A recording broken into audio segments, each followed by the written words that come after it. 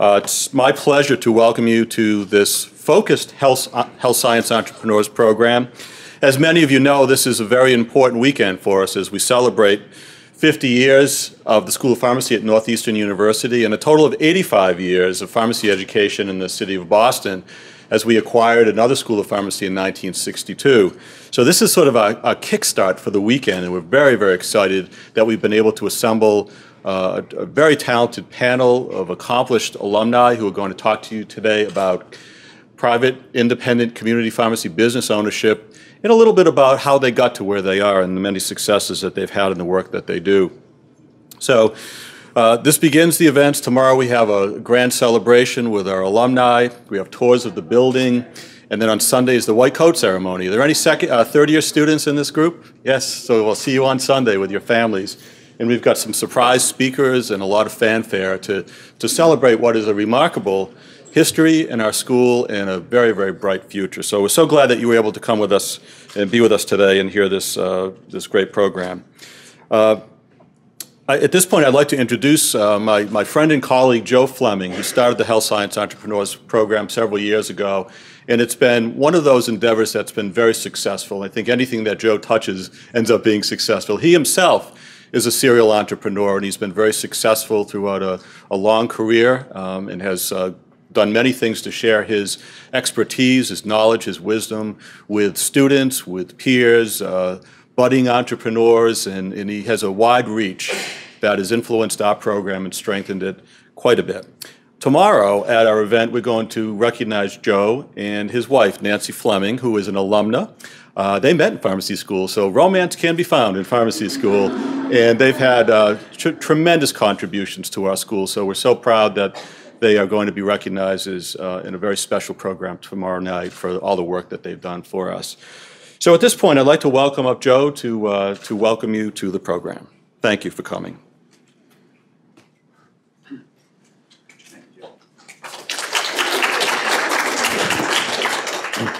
As Jack said, I'm the founder of the Health Science Entrepreneurs and a graduate of the School of Pharmacy myself.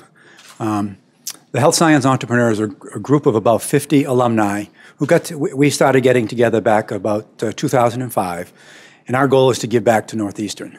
And since then, we've been running 3 to 4 programs a year for students and alumni to bring them closer to expose them to the business side of healthcare.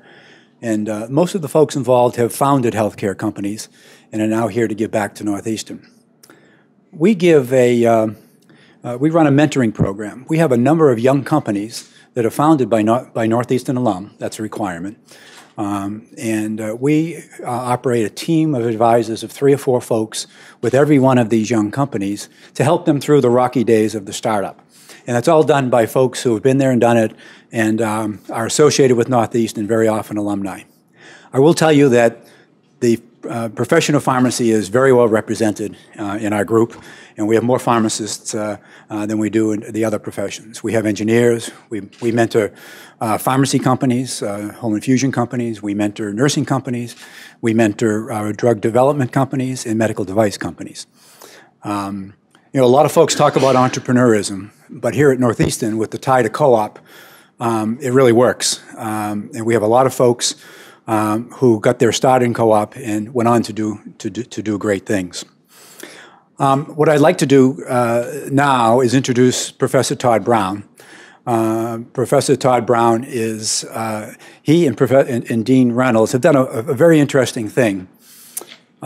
You should be very proud that they have connected you with the pharmacy community here in New England. That wasn't always so.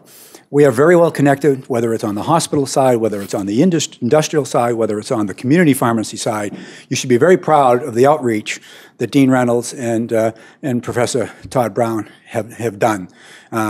They've done a wonderful job of bringing you closer to the profession and bringing the profession into Northeastern University. So with that, let me pass on the baton to Professor Brown, who is not only the Vice Chair of Pharmacy Practice, but also the Executive Director of the Massachusetts Independent Pharmacists Association. So nobody is better suited to chair this panel and to teach you and to help you, to inform you with our wonderful alumni guests about what's happening in community pharmacy. Professor Brown? Thanks, Joe.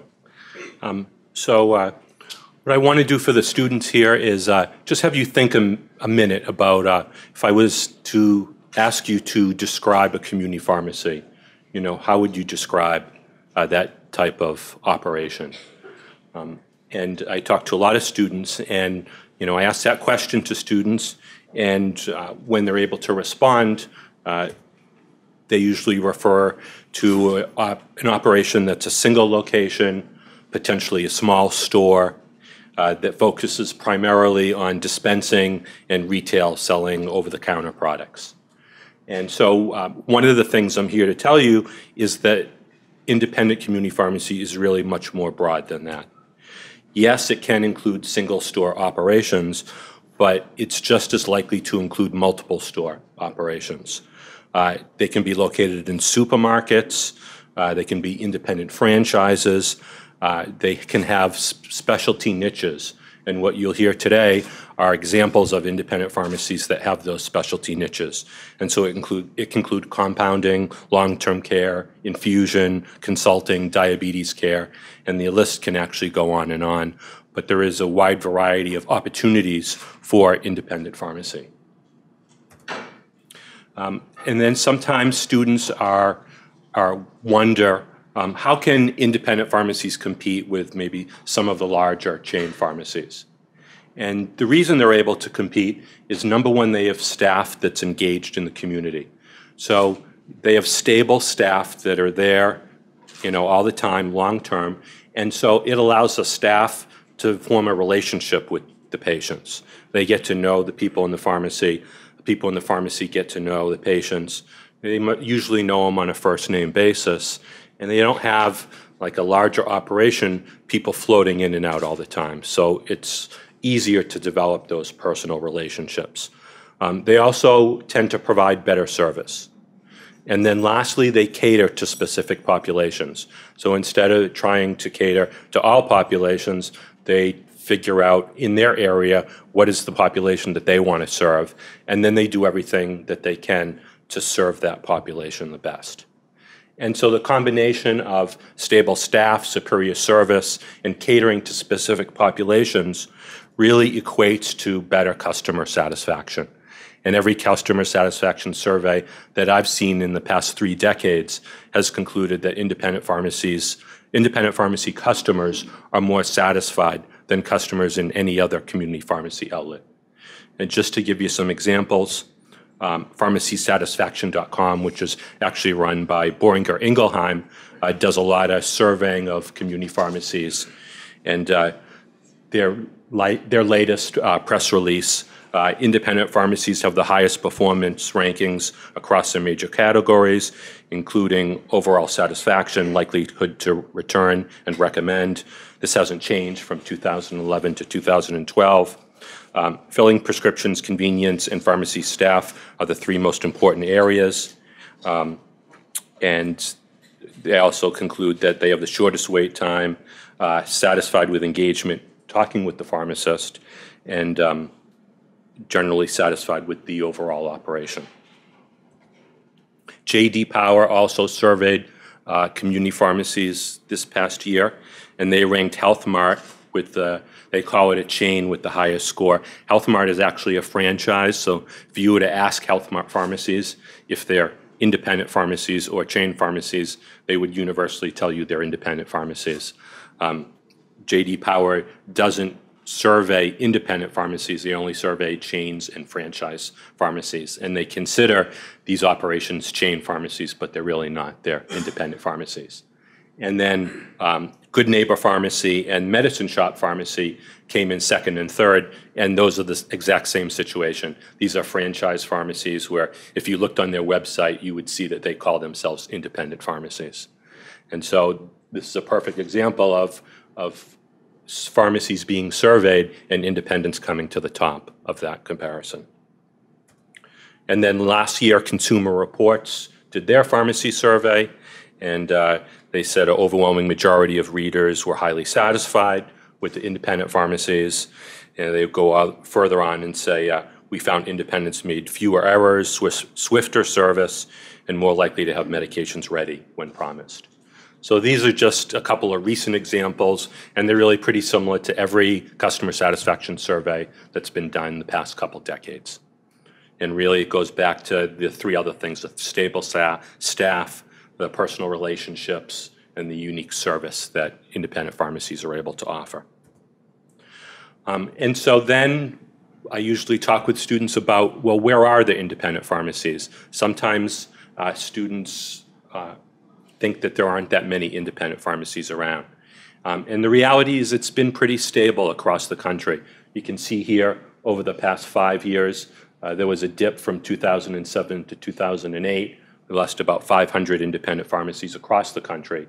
But then it rose up, and since 2009, it's been pretty stable at about 23,000 independent pharmacies across the country. And we can see a similar trend in Massachusetts, although there's usually a lag in Massachusetts compared with the nation. And so usually what happens in Massachusetts lags the whole nation by 1 or 2 years. And so you can see that here, that the dip in independent pharmacies in Massachusetts occurred between 2009 and 2010. And then from 2010 to 2011, it's increased. And I can tell you that I would expect it to be increasing again this year in 2012. There's been on average about 2 new applications to the Board of Pharmacy for independent pharmacies per month, each month this year. And so I would expect somewhere between 20 and 30 pharmacies to have opened up at the end of 2012. And so then you have to factor the pharmacies that close, but I think net we will see an increase in independent pharmacies that will likely be at least back to that 220 level, if not higher.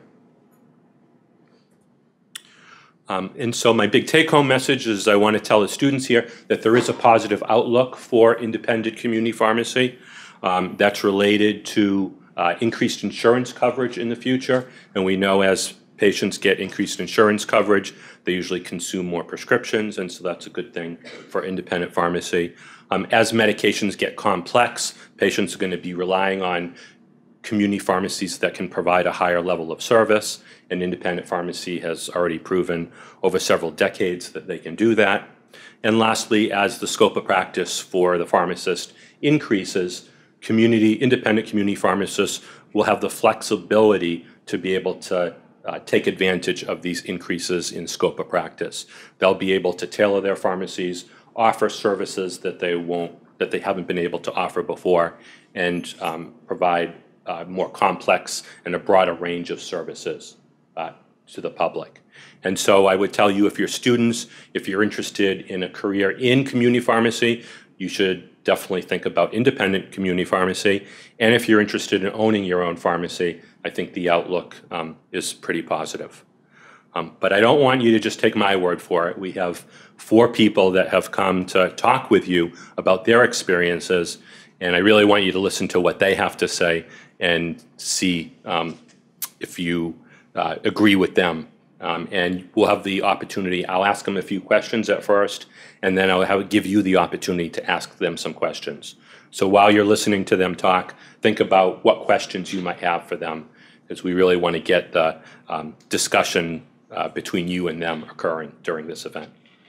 So with that being said, I'd like to ask the panelists to come up. So introduce yourself, tell us how you got to either own or start your pharmacy, and a little bit about your pharmacy. Derek? So Derek Anderson, I graduated Northeastern in 2001.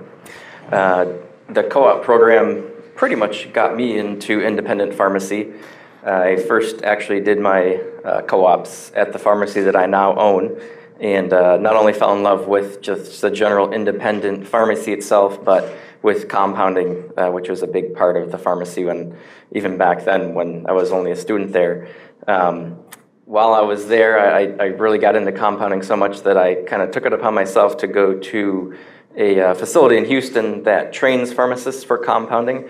They have a student boot camp, they call it, and I would recommend that to anybody that's interested in compounding. A lot of times you'll make long-term relationships with the folks there, but also with employers down the road. And so that was kind of where I was introduced to a lot of the different aspects of independent pharmacy. Since then, I kind of went around and worked in different areas of pharmacy. I worked at a chain, I worked at another independent, and an opportunity came up to buy the pharmacy that I had originally started at. And I jumped on that opportunity. I always knew that was a goal of mine someday, to run my own pharmacy, and especially have that compounding aspect to get the more patient-specific treatments that you can make. And so it's been 3 years since I took over that operation, and we've since expanded it to 2 different pharmacies, one that focuses just on retail, regular dispensing of pills and tablets and such, and then our compounding laboratory, which is a separate location and really is just focusing on the compounding aspect of the business. And since then, we've been expanding and hopefully continue to do so in the future. I'm Michael Hertz, and I graduated in 1975. And I came up to Northeastern. My dad was a pharmacist, and he owned an independent pharmacy. He had a partner whose dad owned that independent pharmacy before him. So when I graduated in 75, in the year of 75, I went down to become an extern. And before that, I had been a stock clerk, a delivery boy. I ran the cigarette department. I did everything you could do in retail pharmacy. And I went down to New Jersey. My wife got a special ed degree at Northeastern. And while I was in New Jersey, I was working for an independent pharmacy, and my dad's partner got sick. So in about 1981, my dad's partner executed a buy-sell agreement that had been in place for 20 years, and he retired, and I was able to buy his half of the pharmacy. And about 20 years later, after being my dad's partner for 20 years, my dad decided to retire, and he left me in charge of the pharmacy, but he took his half to Florida. So I just pay him like a mortgage, like rent. And my pharmacy is interesting because when it started out, it had a soda fountain. It was 800 square feet. It was the town post office. 800 square feet is about the size of probably your apartment or your apartment's bedroom. And since then, we had 4 expansions. We doubled the size. We're in a business area of a large city, but it's sort of a small community in a large city. So it's the best of all worlds. We have apartment buildings all around us. We have great population density, which if you're going into a pharmacy, it may be very romantic to see a suburban pharmacy and think you'll be a member of the community, but nothing really replaces population density. And right now we're in the middle of a flood, but we have more people on our block than probably most suburban stores have in their whole town. So if we get open, we're doing business. From the minute we open, it's busy, kind of like Midtown Manhattan, but not with the high rents. You know, we're in a less high rent district type of area. And I would recommend it, you know, from the years I went in and we got rid of the post office, we've narrowed our cigarette sales, but we've expanded home medical equipment. And one of the specialties we went into, or that I was invited into, was hospice care. And I'll tell you that story when we get to that segment. But as hospice care grew, my pharmacy just exploded with it. And I would say in some respects I was lucky, but I was always willing to try new things with my pharmacy.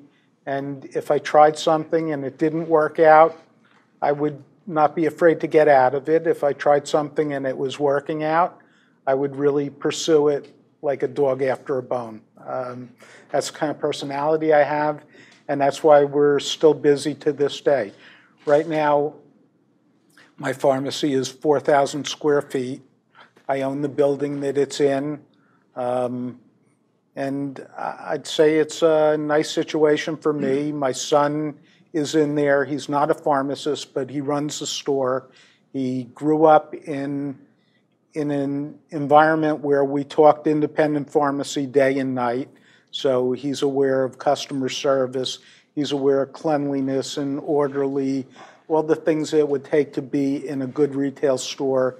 He's got a lot on the ball, and the store is running great. And I guess right now I'm kind of looking forward to retirement. But I'm happy that I went into an independent retail pharmacy. Loretta? Hi, everyone. My name is Loretta Okoye. I'm a proud Northeastern graduate, class of 1996. Before I'd like to talk today, I would like to thank each and every one of you for inviting us to be part of this panel. I also like to thank Dean Reynolds, Joe Fleming, whom I get to know very well, Julie Norton, and Todd Brown for making this discussion, bringing us to this discussion today. And there's something I would also like to share with Dean Reynolds and the rest of you. Over the years I've graduated, I have supervised a lot of students as preceptors. But something keeps changing. The progress that the students from Northeastern have made keeps growing over the years. And I think that it is because of the tremendous work that Dean Reynolds and his staff are doing to all of you. So you guys should be proud of being part of Northeastern, as I am. Today we're here to discuss what we do as independent pharmacists. And in my setting, I have two pharmacies that are located in a health center. And the two pharmacies are 340B. Many of you might not know what a 340B is, 340B pharmacy is, but I would like to explain what it means briefly. A 340B is simply a drug pricing program that enables manufacturers to provide outpatient drugs to eligible healthcare organizations in a very significant low price. So manufacturers will provide drugs, outpatient drugs, eligible healthcare organization in a very significant low price.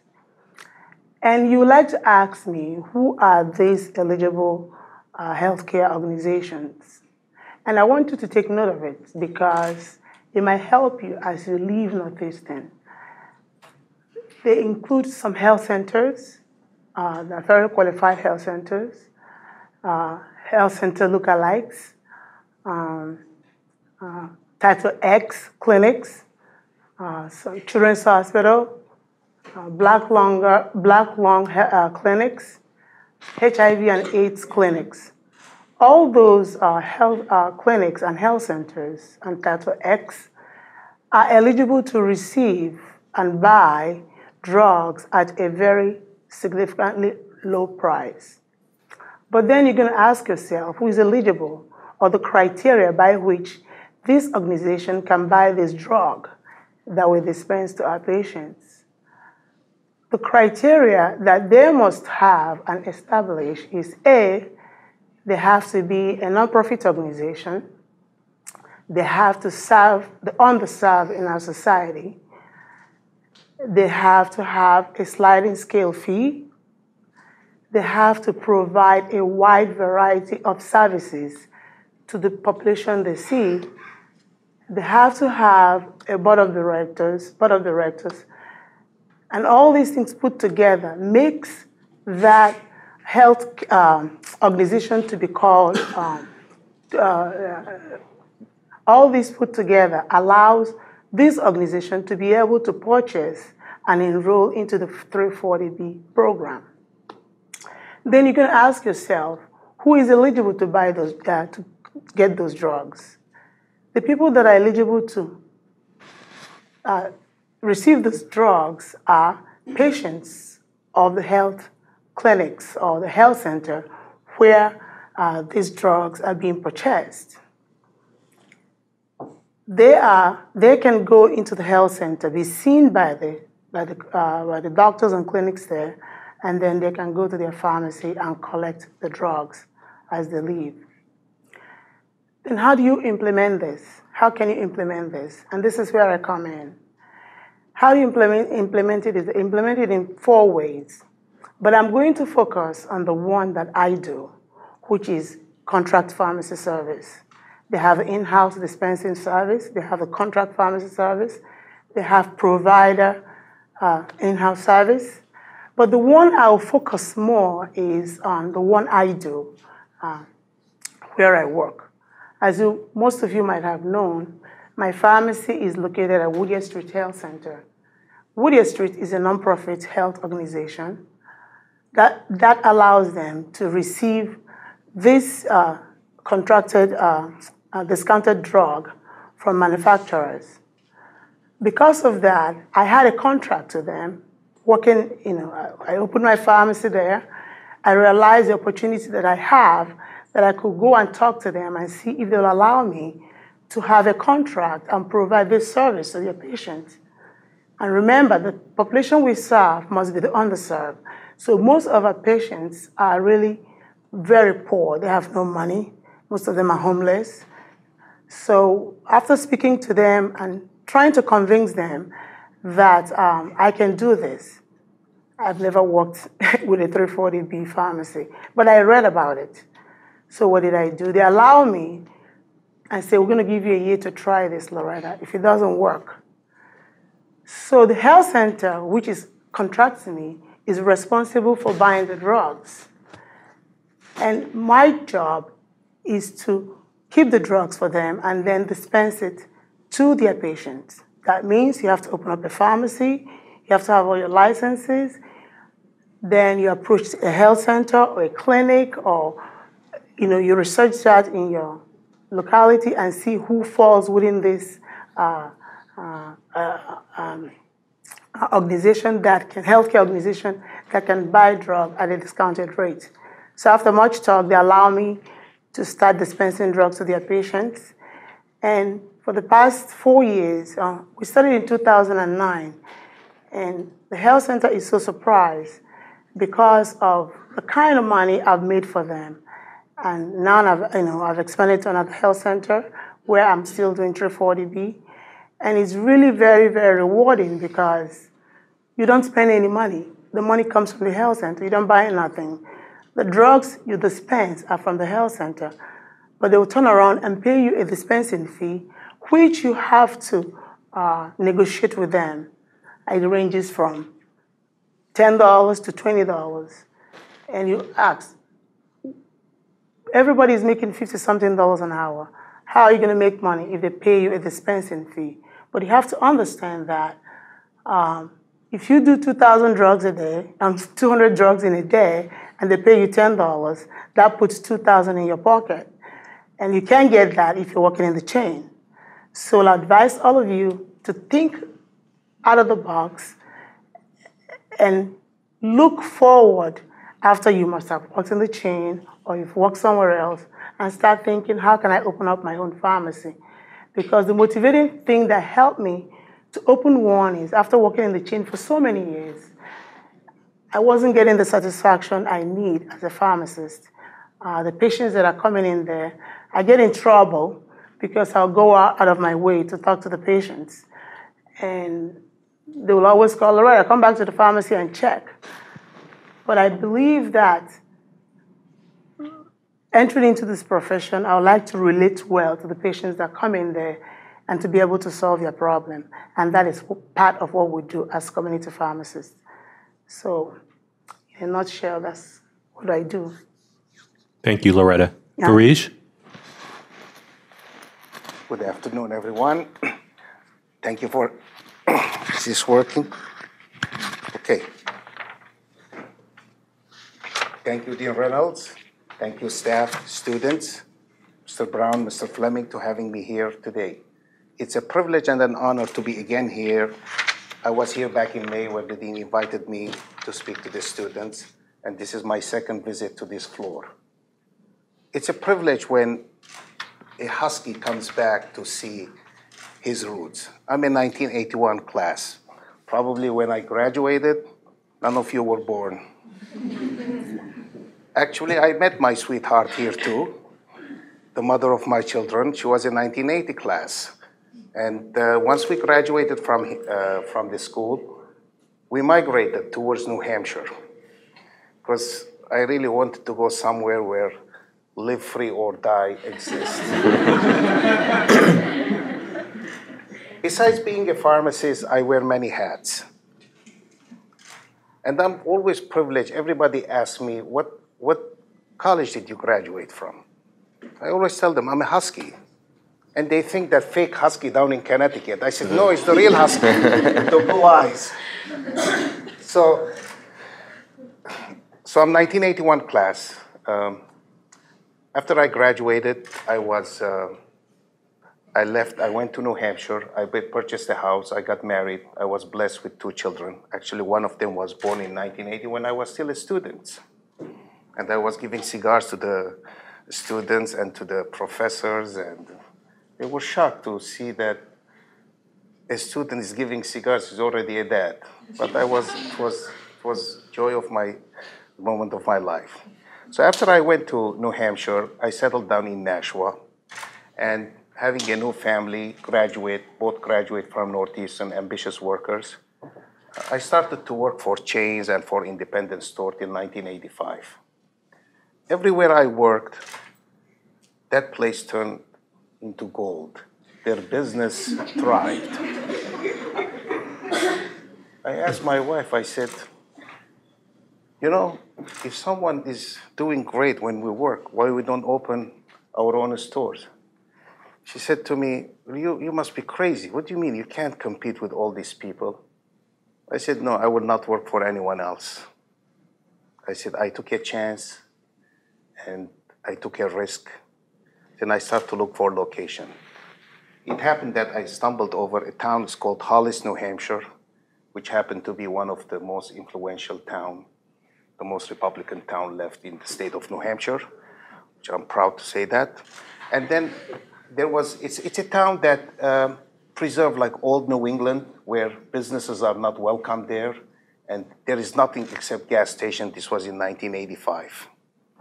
And it happened that there was a new shopping center being built. When I say shopping center, it doesn't look like shopping center, it looks like a colonial housing, because you have to go with the historic district in that town. It's a beautiful town. So in 85, I opened my pharmacy there after I got plans from the wholesaler and then get a loan from the bank, and you know how it is starting up. But it's always taking a risk. It's a risk, it comes with benefits and it comes with failure too. But I'm a risk taker. But taking a risk doesn't stand just taking money and opening a pharmacy.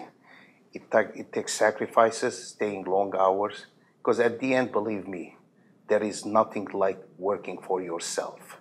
You are the boss. Nobody gives you orders. Always remember, you're a Husky.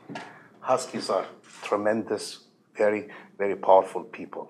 You can do it. If I can do it, you can do it. I wasn't even born in this country, so. So let me tell you something about my store. In 85, I built this, I rented the store for 17 years. It was 2,000 square feet. And I felt like paying rent for someone for 17 years. Again, I can take another risk and build my own store. So I took another risk. Everybody looked at me. They said, in this economy, in 2000, it was 2001, 2002, still the economy was great, but chain stores were going like crazy, and it happened that Rite Aid was knocking at the door of the town of Hollis. And being 17 years there, you build some type of credibility with the town. And building a credibility with the town is someone trusts you, because we are the most trusted profession in the world. Because we are most trusted, believe it or not, than priests, doctors. Remember, priest, I said that. So people trust you. People trust you because you are their ultimate goal. At the end of the day, when they go to see doctor, they're going to give you that piece of paper, and they're going to trust you that you're going to fill that prescription right, and they're going to feel great. So that's why after 17 years, I built my own pharmacy, which locate now, which is next door exactly to the old one. I found a small lot and I built on it. It's now, we went from 2,000 square feet to 6,000 square feet. Out of that 2,000 square feet is like pharmacy and related item, HBA. The rest is gift shop, pet store. We expanded a little bit more. But at the end of the day is what really does your business is the pharmacy. The pharmacy is the most important thing in that item. Everything else is just extra gravy. So let me tell you other things about, will come later on. But besides being a pharmacist, I said earlier that I wear many hats.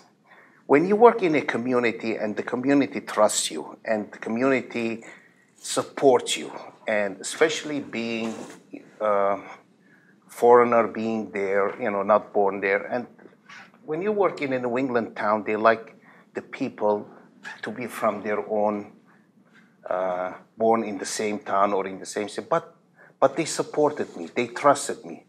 So in return, there is a payback. But how do you pay back to a community that support you all these years? Over 27 years I've been there. You can't give them money, or you cannot give them, we pay the highest taxes in New Hampshire anyhow. But you have to give back something to the community. You volunteer to work, to give back to the community. It happened that, not that I only volunteer, I ran for the seat of selectman in 2002. And today, I'm proud to say that I'm the senior selectman in the town of Hollis. That's one hat I wear. Besides that, I wear a lot of political hats. But the most important thing, the other hat that I wear is, today, in 2002, Governor Benson appointed me to become the commissioner on the Board of Pharmacy. So my term, I have one more year left on the term, which my term comes up in September 2013. But today, I'm the chairman there for the past 2 years. So besides that, what we do is giving back to the community and to the state and to this country is very important, because remember what this country believed in me and what they did, what I became. So in the Board of Pharmacy, it's very important to get involved because, as you know, we give licenses and we take licenses. It's very simple. You don't break the law. And we've been involved a lot lately with, which I'll speak later on about it, it happened that New Hampshire, because we didn't believe in the prescription monitoring program, which I'll speak later on about it. Since 2005, I was spearheaded that on the board with the legislator to pass that bill, which was SB 286 Senate bill. And June 12, 2012, I'm proud to say that became law. Me and the governor, he signed the bill, and we are number 49 state now to have that PMP. There's only state of Missouri, which is left alone by itself, that doesn't have that PMP program. So I will speak later on about other stuff, but so far, my pharmacy, it's a very homey pharmacy. The staff is great, and I'm sorry to say that although the graph that they showed you earlier, that Massachusetts had 212 pharmacies, New Hampshire has only 32 independent pharmacy. But I'm proud to say that the last 2 months, I approved 2 independent pharmacy to start operating in the state, and I haven't even approved yet only 1 chain store so far. So we're in the right direction. Oh, God. Thank you, Virij. So each one of you have been selected to be here, not only because you're a Husky, but you have a pharmacy that has a certain niche. You have a certain focus to your pharmacy. So I'd like to ask each of one of you in the next few minutes to tell us a little bit about that niche, if you haven't already done so, and then specifically how you compete with other pharmacies in the area. So I talked a little bit about our compounding operations before.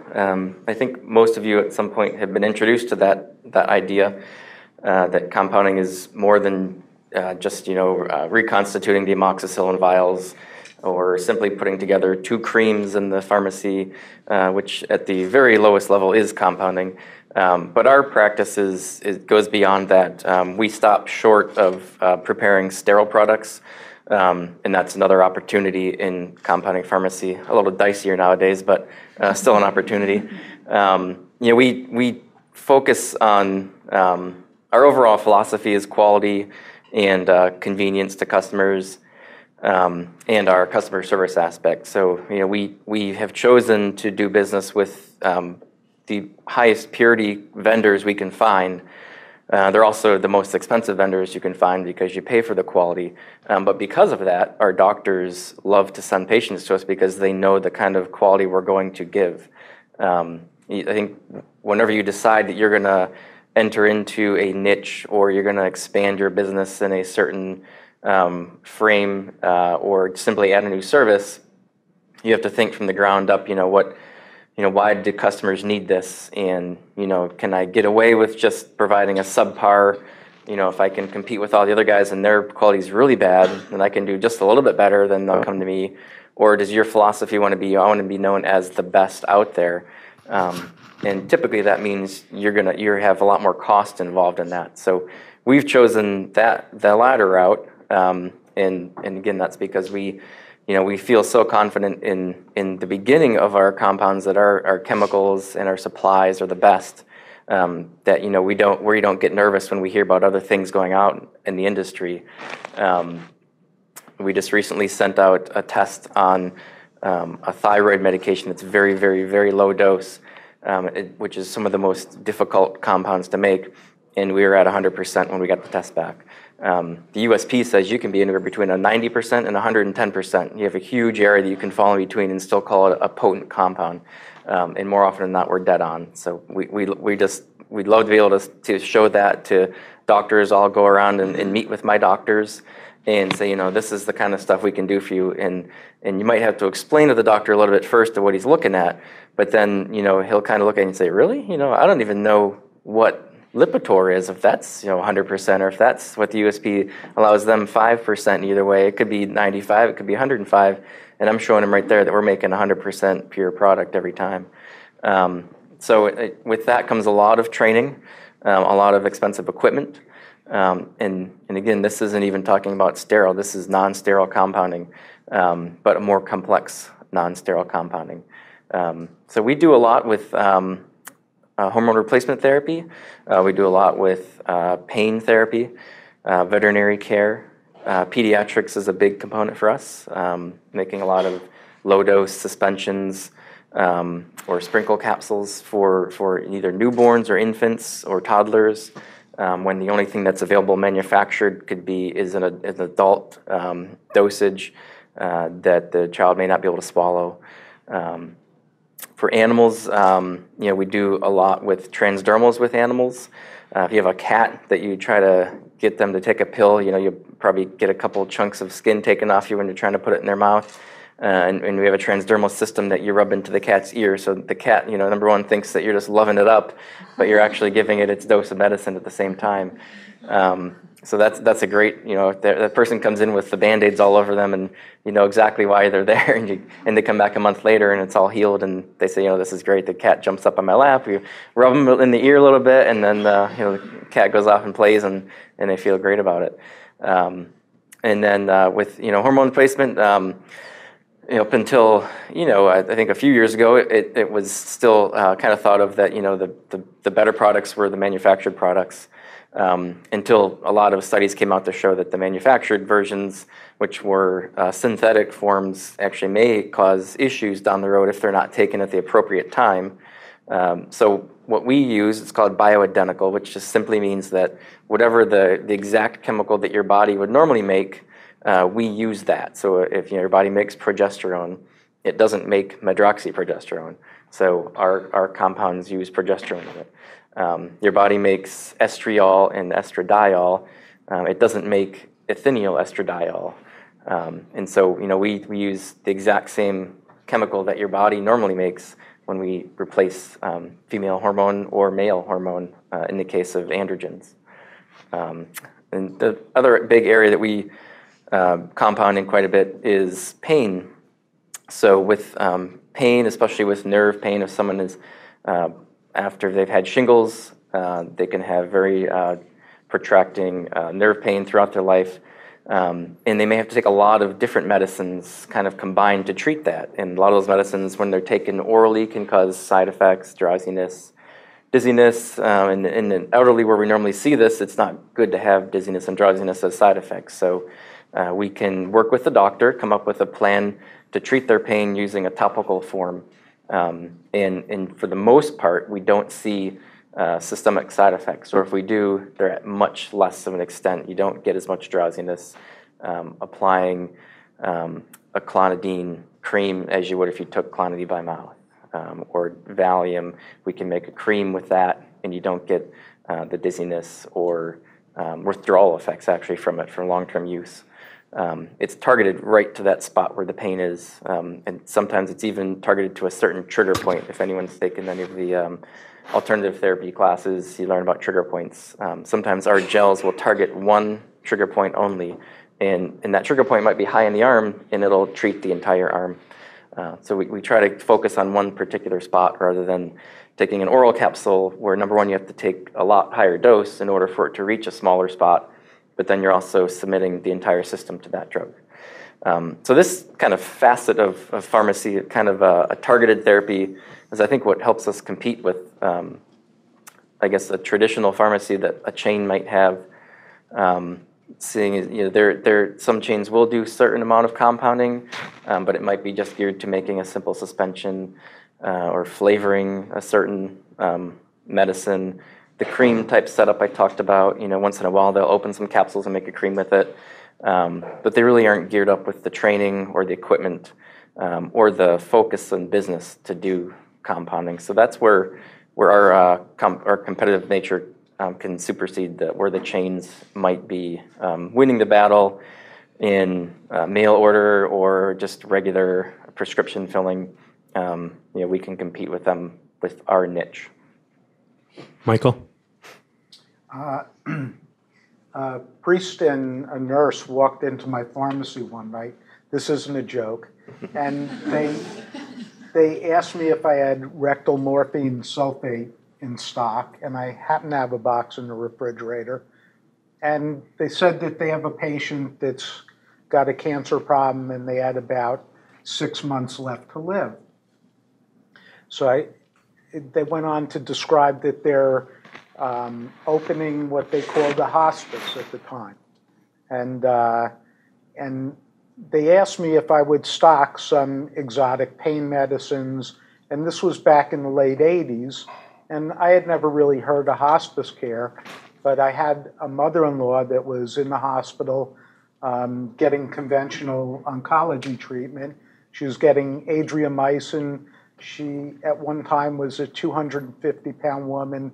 She was still getting doses of adriamycin, and she weighed 87 pounds, had a few days left to live. And they were saying that this is what they could offer her. The priest and the nurse came in, and they said, what we offer is a patient to go to their home and understand that they're terminally ill and reconcile with the patient, with the family, and get their things in order and live with no pain or suffering and just live until they die, but a comfortable hospice death, they called it. They called it a celestial discharge instead of a conventional discharge from a hospital. But be as that may, they started with 2 patients in my city, and it seemed to be working. They had a doctor on board that would prescribe pain medicines. They would prescribe morphine or long-acting morphine. I stocked all of those. They could call on the phone and get emergency doses. Their patients would invariably die, but maybe some lived a day, a week, a month, whatever it was. We were there to take care of them. And it wasn't high-tech medicine like his exotic compounding. Ours was trying to get people through their most difficult period for the least expense possible.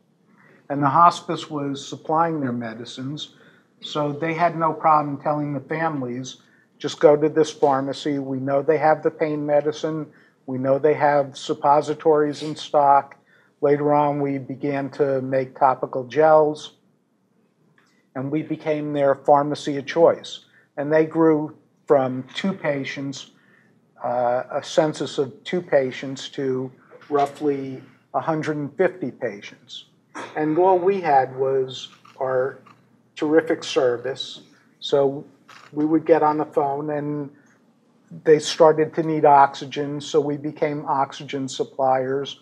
We didn't have respiratory therapists. We had people that were in need of oxygen at 3 in the morning, and I spent plenty of Thanksgiving evenings out delivering oxygen through my years. But the hospice always appreciated it, and I always felt really good because I remembered my mother-in-law that was in the hospital dying and weighed 87 pounds and was still getting massive doses of adriamycin. So later on, when they started to have 150 patients, we started to look into cost-cutting measures, and instead of it being high-tech, it became very low-tech, and we'd go to companies and say, look, we just need pain relief. We need long-acting pain relief. We need short-acting pain relief, and we want to do it as inexpensively as possible. We didn't need to monitor blood tests and doses because the patient would tell us right there in the bed, either they're in pain or we've relieved the pain. So we went to a couple of pain companies. Philips Roxanne was one, and they had a product called Oromorph, and Purdue Frederick had MS Contin, which later became an OxyContin product, but we had them negotiate against each other for pricing. And it turned out that Roxanne really wanted that market. So they helped us grow, and I added some pharmacies into a typical group purchasing organization, and I started a national group purchasing organization for hospice care because I had gone to a couple of manufacturers to get prices, and when I came back to my hospice with prices, they said, those prices aren't good enough. We can get them at the hospital for half the price. And I went back to the manufacturers. They said, you can't buy them any better than this. And then I found out that GPOs were buying 30% better, 40% better. I went to Merck, and they were just promoting a vaccine that the hospice needed. And when I came back with a price, the hospice said, no, the hospital will just give it to us. I went back to Merck, and I said to them, well, they're getting it at a better price, whether you say they're not or they are. I'm with them for 10 years, and they wouldn't lie to me about the price. So they turned me over to legal. Legal told me those are hospital patients. They're entitled to special prices. I said, what's the difference between a hospital patient in bed in a hospital and a hospice patient in bed at home? They said, well, the patient at home is buying their own medicine. I said, no, the hospice is buying the medicine. And they went through this whole list of reasons why my hospice people weren't entitled to their contract price. And then they decided that if I put together a small group, they would sell to us all as hospice providers at a contracted price. And I went to them with a group, and they said, we don't just want a New Jersey group, we want a national group to really promote this. I put together a national group, and it just went on and on. So we were saving my hospice money on purchasing, and we were providing. And during that time, we were providing oxygen. They told me they need oxygen. I was providing oxygen. They told me they needed hospital beds. I was providing hospital beds. So they were growing my own home medical equipment department. And when the two executives of the hospice finally died, the hospice became sort of a shambles. But I still had my home medical equipment department because I had beds and oxygen and nebulizers and all types of things that I had taught myself how to use and how to dispense and how to counsel each patient individually. So they, in essence, grew my home medical department. And now we just enrolled in some insurance companies, and we're up doing home medical equipment business. At the time, we didn't need respiratory therapists. We only needed the doctor, the hospice doctor, to sign off on all this stuff, and the hospice would pay. So there were no blood levels to get. There were no prescriptions to get. The doctor would just sign at the end of the day or at the end of a couple of days, and we were in business, in the hospice business. So that's how I grew my pharmacy. And I would say a hospice of 150 beds, it keeps you pretty busy since everybody needs their medicine in the next couple of hours. They need oxygen tonight. They need a hospital bed in the morning. So we became very service-oriented, but not high-tech service. And with that, we just grew along with the hospice. And that's pretty much our story. Thank you. Loretta? All right. So like I told you guys earlier, that the business we do, my pharmacy is located in a health center that serves the most underserved population. So my niche in the community is serving the most vulnerable patients, which are the underserved population. Most of my patients, most of the people that come to the health center or come to my pharmacy, under normal circumstances, cannot go to a traditional pharmacy to pick up a prescription because of their financial status. They have no money. So the health center, because of the contract I have with the health center, it allows me to provide the services that they cannot get from going to a traditional health center, traditional pharmacy. So my pharmacy, being a contracted pharmacy, has drawn people that are really, really, really poor. The homeless, I cater to them. The poor immigrants that has a large, diverse health disparities come to us. And I also, we also cater to men and women that were incarcerated for so many years in the, and are being released to the health center. So what do? They will go, they open up a clinic called the Men and Women Clinic. In this clinic, every 2 or 3 days, they'll go to the prison and help to re-enroll these men and women back in the society. When they are released, they will all come to the health center to get their physicals done, and then afterwards come downstairs to fill their prescription. However, I realized that many of them that come to the health center, I mean the men and women that were incarcerated, when they leave and go to the halfway houses where they'll leave before they get back into the society. Some of them will stay there 2 months, 3 months, 6 months, depending on how quick you're able to get back into the society. What I realized is that many of them that come to the health center as they leave prison do not all come back to me. So I said, how can I get all of them to come to my pharmacy to fill up a prescription? I noticed that one of the problems that these halfway houses are having is when the patient picks up the prescription from us, by the time they get to their halfway house, they're missing some of the prescriptions.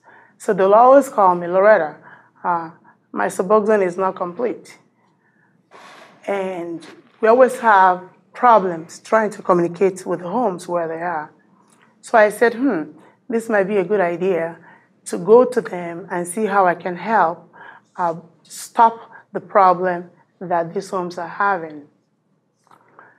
So I said, I went to them, I spoke to them, I said to them, if you can transfer all these patients, that some of them come to us, they go to CVS, Walgreens, anywhere they're going, I'll guarantee you that I'll blister pack all their prescriptions and deliver it to you, so that leaving from any of the pharmacy and going back to your home, there'll be no medication missing. It took them 4 months because it has to go through the Bureau of Prison to approve that.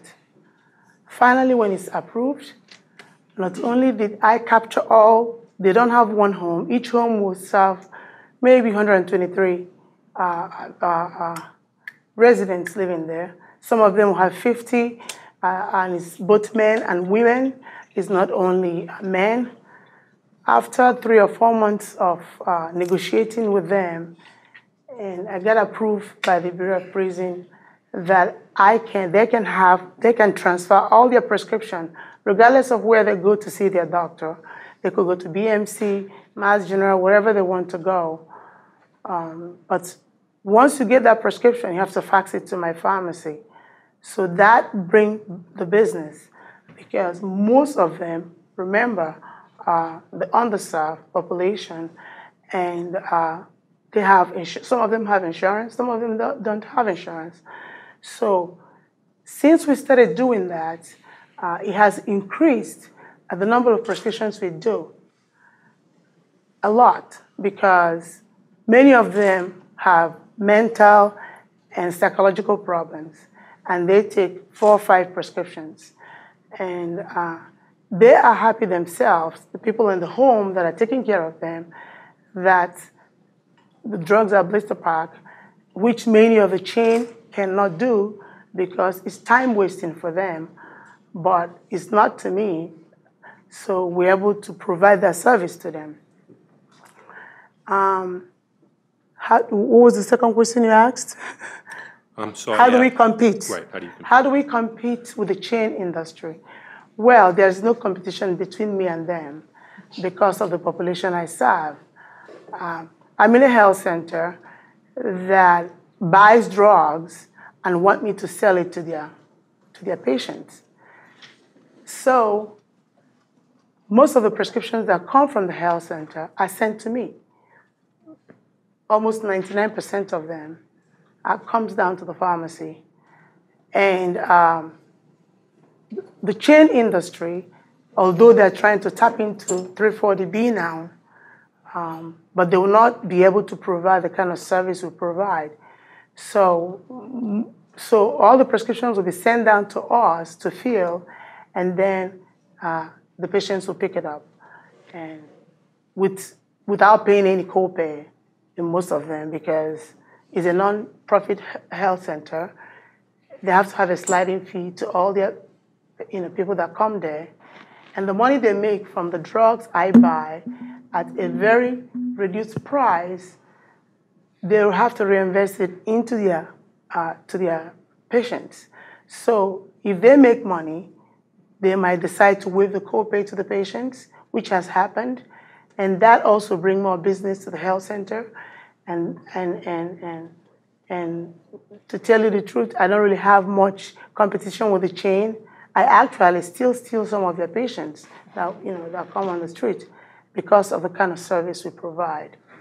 So as you graduate from school, you think about what can I do, if you're interested in becoming an independent pharmacy, you have to think, what else can you do to establish yourself in where you work. To be honest with you, these patients that are the underserved that I serve, I have great joy servicing them. When they come into my pharmacy, they call me by my name, they hang out with me, and they feel relaxed, and they don't think, I make them feel relaxed. And homeless, immigrants that speak over 22 languages, sometimes it's very difficult to hear what they're saying, but I pretend as if I'm hearing what they're saying, and I nod and laugh with them. So it's really challenging, but it's a rewarding thing to do because I put a smile on their face. So that's what I do. That's my niche, servicing the underserved, and it's a very rewarding thing to do. Thank you. Varish? Mr. Moderator, there is no more niche left. Everybody took it. Well, every person in a community setting, they have to have some type of special service they provide that no other pharmacy around them has it. First of all, the customer service that you provide to your customers, that's priceless. Before, in the 80s or 90s, people thought if they went to chain stores, their drugs are more fresher than community stores. They thought that was like a bread or some cheese, one expired, one didn't expire. No, they finally realized that if they come to a community store and the chain store, it's the same thing. They pay the same copay, but they have better service. What I provide is when the customer comes in, we know them by their first name. We know their family. We know what they take. And this is something that you don't see in chain stores. In chain stores, you're a number. And you don't see the same pharmacists every time. They have floaters, they have people change all the time, and no one lasts in chain stores. But in community pharmacy, always the pharmacist is there. That's the same face you see. The trust that you build with them, that's priceless. I mean, how much can you pay for your health? That's where you have to play a major role. When a patient comes in, a customer walks in, you come out from the pharmacy, you greet them if you have a choice, you talk to them, how is the family, how is everything else. So this is the service that no one can compete with you. This is you build a relation with your customers. And if you're a husky, you can do that. Believe me, take my word, because this is school. When you graduate from here, in 1981, when I was working, I worked in all the hospitals around here and other stores. I was working at Mass General. It was in August of 1981.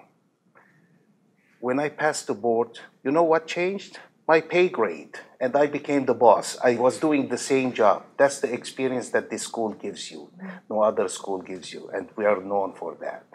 So what other stuff is, Allison, which is the store manager, she came up with this idea to open a beautiful gift shop, something that to bring people in. You have to change your image all the time.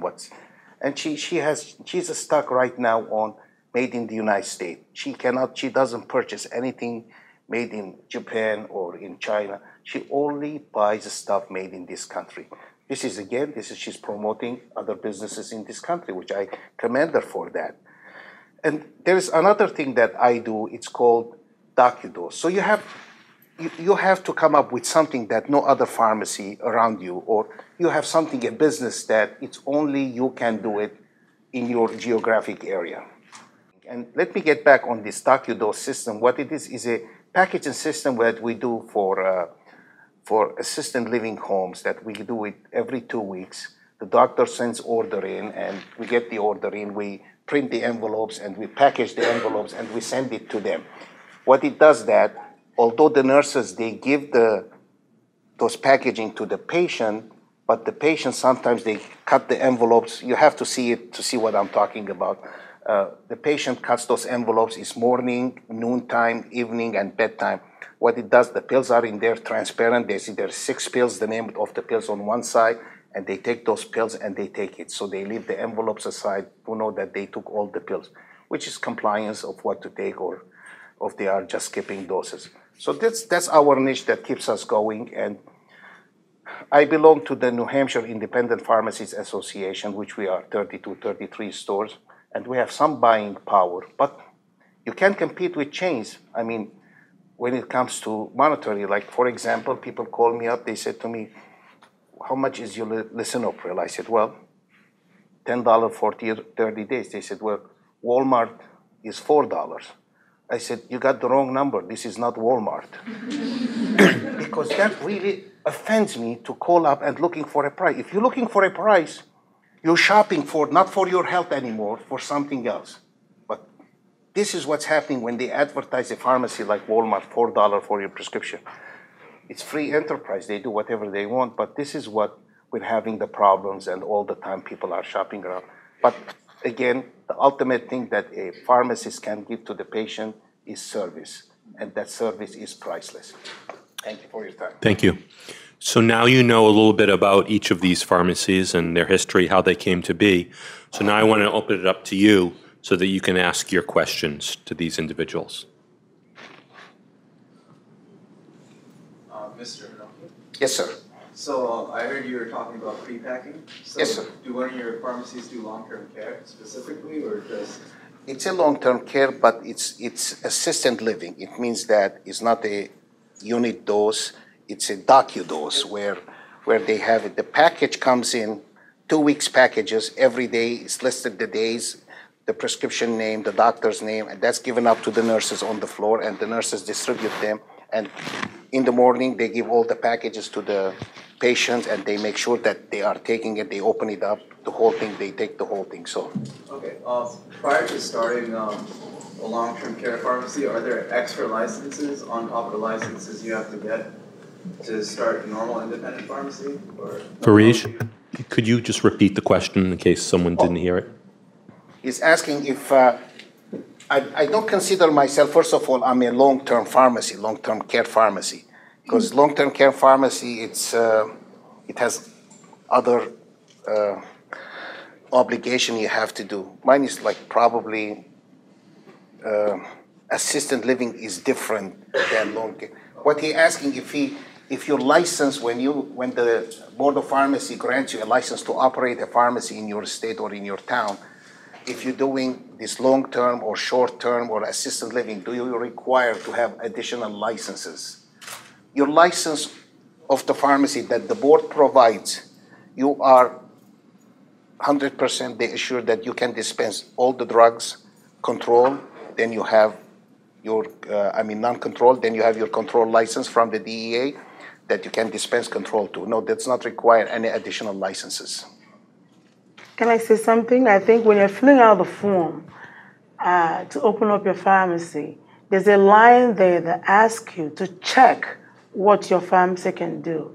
And one of it is long-term care. So if you check long-term care, then you'll be able, your license should cover you to do that.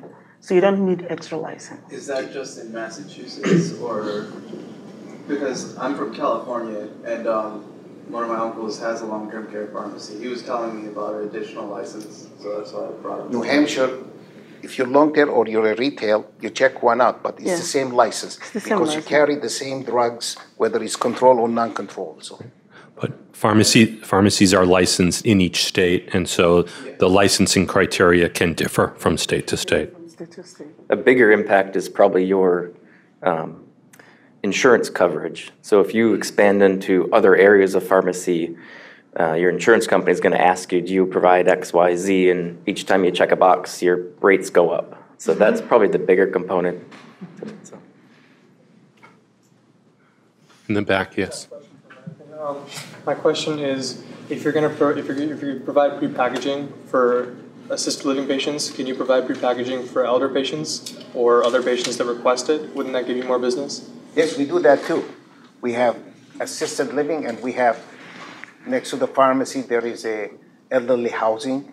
We prepared that docu-dose for them too, that provides them that to take the medicine as required, because a lot of times with elderly patients they forget to take one or that one this way. When they leave you the envelope, sometimes I go over there as a courtesy, just to check the envelopes to see if they took everything. Because sometimes they call me up, they tell me, Barish, we have extra 3 envelopes. What happened? I mean, sorry, but you didn't take them the night before or for the past 3 days. But you have to work with them to remind them. They have other stuff too, that other ways of packaging. They have a new machine that some came up with. It buzzes every 4 hours, 6 hours that your medicine's ready, just dispense it automatically. But the error in that is tremendous, because the nurses, when they take the medicine home with the vial, they put them in there. But sometimes with generic, every time changes colors, they don't know the color and things like that.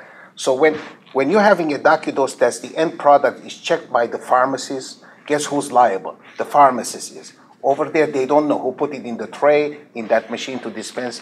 That's where the major error happens. That's where ambulance care goes up, hospital goes up, emergency room. All these things accumulate, the healthcare cost just rises because of all this. You have a follow-up question?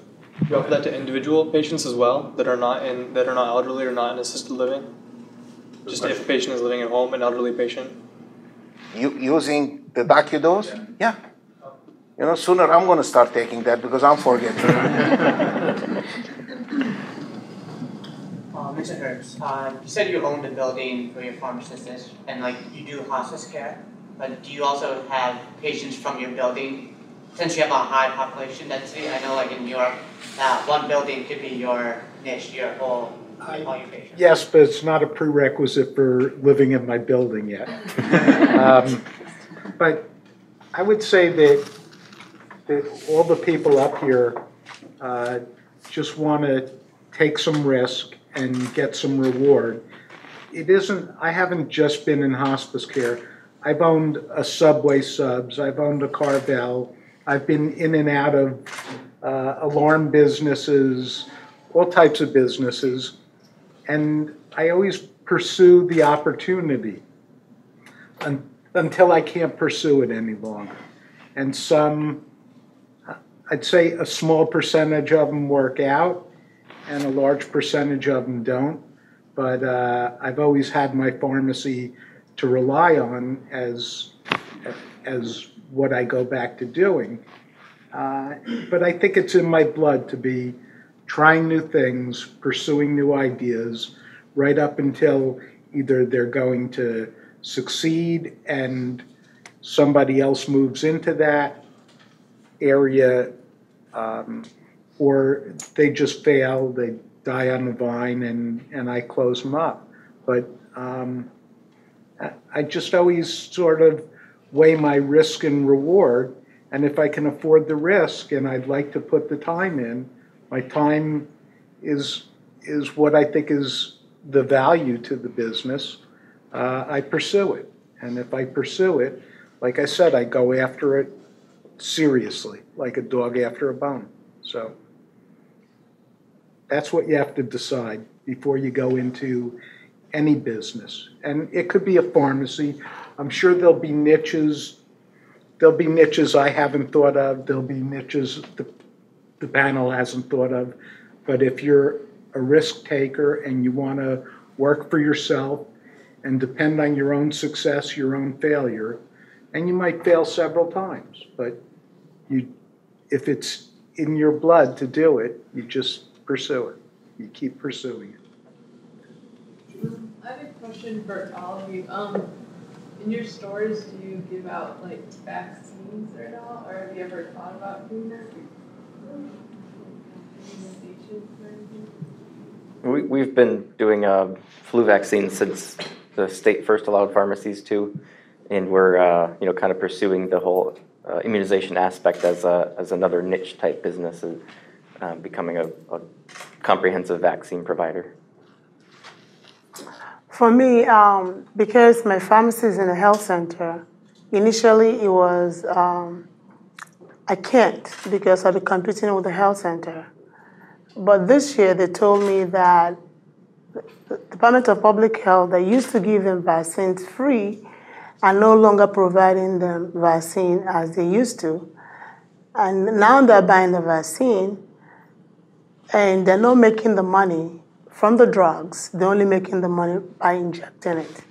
So they came down to me and said, Loretta, we want you to start doing all the vaccines, the flu shots, zoster, all the vaccines that we can do.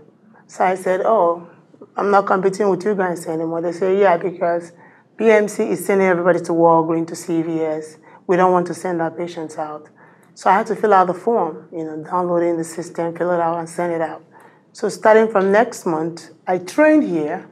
I think I trained in this room with Todd, a couple of weeks ago.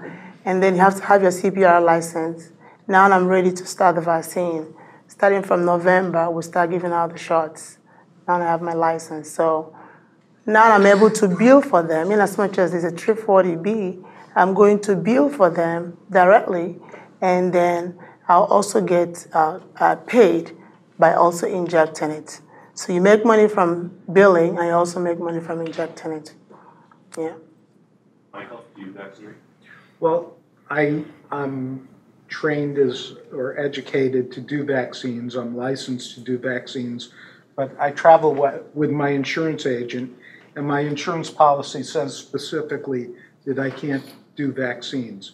So we're going to revisit that area probably this year on renewal. And I think it's a pretty standard service of pharmacy. I don't see why pharmacy insurance should specifically not insure that. Reach? No, that's one area I haven't been exploring yet, but soon it's coming because it's part of the pharmacy now, part of a pharmacy setting, vaccination. I hope after the election, don't forget to vote November 6th, by the way. I love, it's just not only the pharmacy setting that I do, I love to do more than that. That's why. I politics, I serve the community. So if you take my time, you divide it over 24 hours a day, they ask me, when do you have time? I said to them always, if you want to do it, you'll find time. Don't just say that I don't have time. Just I love to service the community, and that's my motto. They know that. Just pay back to the community, to the state, and to this country that adopted us. We don't take this country into granted. Every morning I wake up, we thank this country for taking us in and giving us what they gave us, because no other country you take these opportunities that we have. I mean, I seen it firsthand. I come from Lebanon, war-torn Lebanon. I came here in '77. I finished pharmacy school in 4 years. And I'm just, every day, it's a blessing for me to be here. So it's not only business. It's not how much I make. It's not only I'm going to work, guess what? I got to raise things like that. People are measured what you give, how much you give back to the community. That's how you're measured. I learned that, and I always tell this to people, that it's not what you make, it's how much, what you didn't make, how much you help people without earning a penny. That's very important. Take that with you. It's not only just going to work, and that's the difference between community pharmacies and chain pharmacy. Chain pharmacies, they said, wow, I work 42 hours, I'm making my salary, $1,000, $1,500 a week, I'm done, I'm just gonna go now. Do this, do that, go on vacation. Community pharmacy is not like that. You wait, the customer comes in, you see how well they are doing. This is giving back to the community. Then you go to town meeting, you work with the town, you get involved in your town, because the town needs you. Town needs educated people like us. The town needs Northeastern graduate, they need Huskies like us. Let me give you an example. I'm the chairman of the Board of Selectmen. Selectmen is like not a mayor, it's just, they are Board of Selectmen of 5 that runs the town. And the police department hired a policeman. They brought him in, the chief brought him in, so we interviewed the candidate. And he says, where is your education from, and things like that. So he says, I'm graduate of Northeastern. I said, you're a Husky? He says, absolutely. I said, Chief, he's hired. That shows you the commitment, because he was a criminal justice, that he did his internship, he is ready to the force. That's what I'm trying to emphasize, is that any person graduate from this school, from Northeast, they are ready to work. When you graduate, the only change you have is your pay check. That's all you have. Believe me, we're ready to work. And look at us, I mean. We struggled in the beginning, but we became successful businesses at the end. We challenge, every day is a challenge with the chain of stores. Every day is a challenge, but the customer service that you provide, that's priceless. Thank you. Other questions? Nancy? Well, I just wanted to say we have heard great stories from each of you, and it's very clear that each of you has done well by doing good. And I would say, as much as anything else that you hear, that's a very important take-home message. Derek, I have a question for you. You talked about the quality of the compounds that your pharmacy makes and how you send them out for testing. Are you, in light of what we've seen in the newspaper, and I know you're not making sterile products, but are you governed by anyone as to the cleanliness of your prep room? How do you manage your preparation sites? Yeah, there's a couple layers of regulatory bodies. There's number one, there's your town, because anytime you open a pharmacy, your town usually has to give you a permit to open a business. So they're going to come in and look and say, okay, well, this looks like an okay place. So, and that's as far away from the profession as you get, and then you kind of get closer as you get further up the chain of command, I guess you could say. Of course, the state will come in and do an inspection, and that's kind of one thing this state has been lacking is annual or at least regular inspections of the pharmacies in the state. A colleague of mine in New Hampshire, I think they pretty much get visited every year on the clock, which this state doesn't do that. This state is kind of more of a reactionary force, which they've just kind of changed now to becoming more of a proactive force. Above the state level, you have the federal level. So then you have, DEA, and DEA will come in. They may not be there to inspect your place. They may be there because they have questions about a doctor or a patient that has been going around to this town and that town, or the doctor's been selling prescriptions. And while they're there, they'll ask you questions about your practice. How long have you been servicing this doctor? They'll ask you tricky questions to try to catch you up, or they'll take a look around while they're there and just see this doesn't look right. How come there's 12 bottles of Percocet and no Lipitor? They're there for their main purpose, but they'll look for other things as well. FDA is certainly, they're not really focused on community pharmacy, but if they get a complaint in the past instances where there have been folks that are maybe a little more entrepreneurial than they should be, they've started to kind of copy manufactured products. The drug reps that go around, they'll catch that, and they'll go back to their people and say, listen, I'm so-and-so from Lilly, I'm a drug rep, I wanted you to take a look at this, and then the FDA will go visit that place, and they'll say, okay, yeah, this isn't right. I think years ago there was a case where pharmacies were selling samples that they were getting, and now pharmacies don't get samples anymore, and even doctors rarely get samples, but a lot of times the doctor would say, can you get rid of these? And the way they got rid of them was by selling the samples. So FDA would visit you, if you did that. And then the USP, which is kind of it's a non-governmental body, it's an independent body that comes up with the standards for all medicine. So whether or not you're making a powder, a pure powder that you're a chemical manufacturer, it tells you how you can assay to make sure that that's pure. It tells you how it degrades. USP comes up with all the guidelines from raw material to end product and how a medicine is made. They have specific chapters that deal with compounding, sterile compounding, non-sterile compounding, weights and measures, calculations, anything you can think of that is related to pharmacy. And so they have things you have to follow as well. So there's all sorts of things. It's the biggest question is, if you're being regulated properly, and if you choose to follow those guidelines. So that's one aspect where we're kind of hyper intense on what we watch over ourselves, and even though there really aren't any specific regulations for a non-sterile pharmacy, we still send out pretty much on a monthly basis a random sample to be tested and just see what happens, you know. We've even worked a little bit with local small pharmaceutical companies that are just kind of coming to market, looking at new things, and they'll send me the results of things I make for them.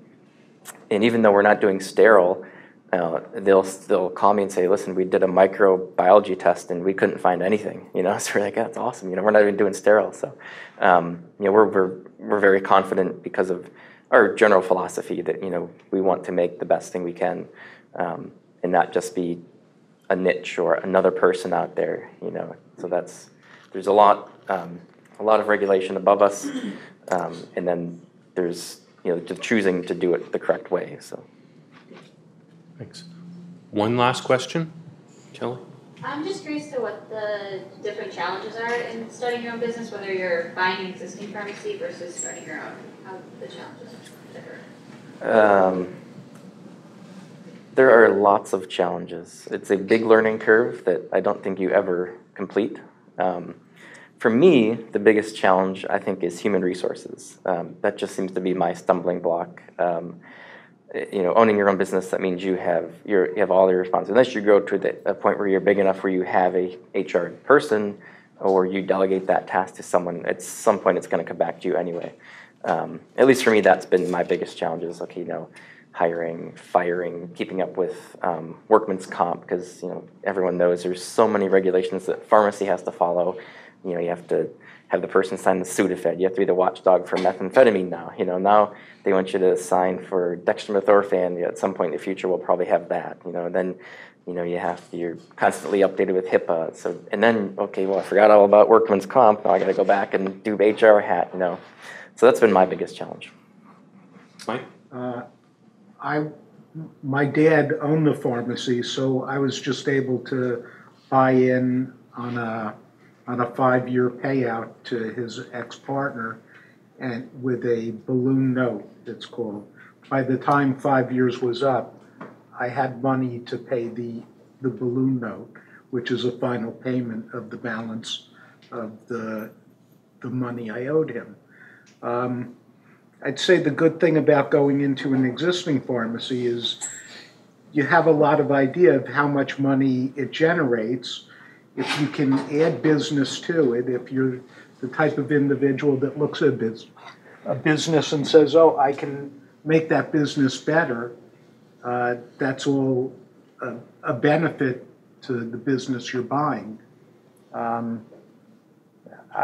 kind of like that idea because you're profitable right away. Well, you may not be profitable, but you're earning money from day one instead of just waiting for people to come in.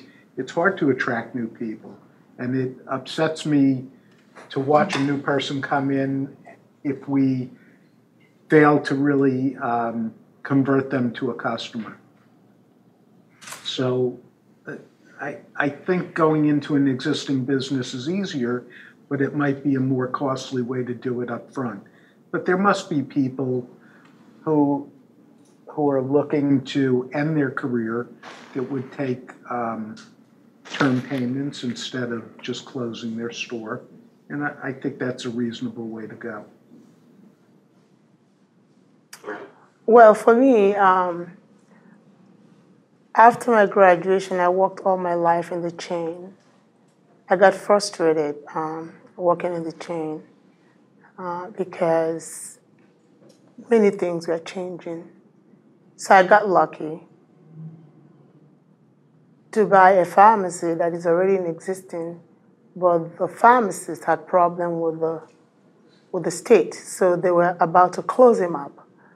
So I walked in there and I said, thank God, because I'm really tired of working in the chain.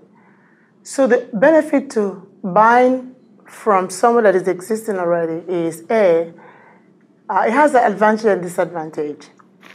The advantage I had is I had customer, I had people that are already coming into the pharmacy. And it's up to me to build it up. But the knowledge I had from working in the chain helped me to expand it. after working, with the chain for a long time, being a manager there for so many years. So that helped me to move his old pharmacy from A to B. But then he lost a lot of customers and integrity when people heard of what he did at that pharmacy. And people were not open coming back to me. And so many of my customers complained that, oh, that old man, he's so grumpy. He puts on his door 30 minutes wait, whether you like it or not. So when I came, that freshness I had from the independent pharmacy, I was able to bring it there and change the whole system of how he worked. So I started calling, you're doing the chain, you call patients to come and remind them to, because everything I did there, I was able to bring it there, and that changed the whole pharmacy. So to me, if you're asking in terms of money, I don't know if that's what you mean, if it's difficult to open up a pharmacy or the idea of owning a pharmacy. So if it's in terms of money, you can actually open up a pharmacy and start it running with very little money, because I had no money when I opened that pharmacy. And the wholesalers will be able to give you drugs and allow you to pay it in the next 90 days, so they can help you start it up.